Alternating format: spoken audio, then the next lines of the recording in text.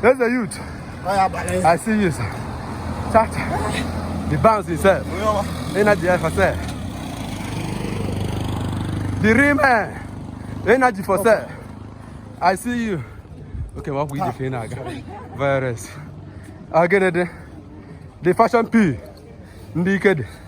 Okay. If you don't know, this is Ugunza. The Inza hilltop.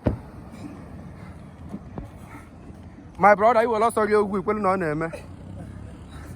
You have a lot of shawarma. Oh, my kaka, mobile and me.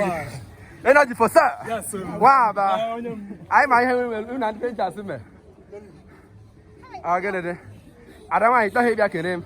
Good morning. I'll get it. Why the more? Okay. Okwata. Oh. Mambo, you can take her. Don't worry. One bottle of water for you. Yes, it's nothing. The president. Check us. This is Ugunza. In a magazine pairs. Only Kebro, you one Niaka. The barrister. There's the mother. On Agasin. The youngest old man. The Arabaqua. The Zotic. One new book was Liana. They are fusing the well energy. They are going in pairs on the Gidiaka on Adazad. Gidiaka.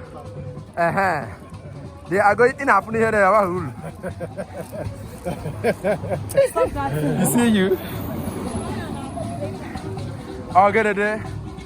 The biggest Joe, largest. You're not here, you are missing. I see you. Shout out. It's boy in Nigeria never.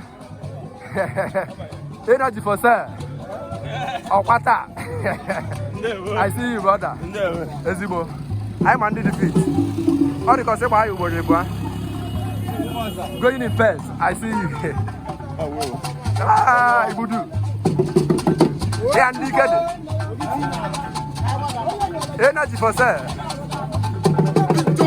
I see you.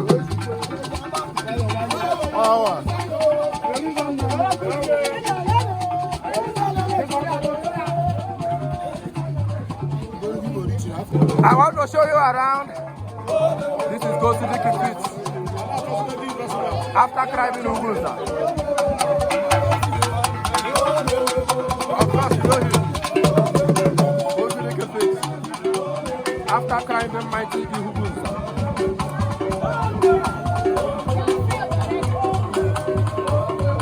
Aresia. Vibe it well. We are live at Opera Square. It's happening.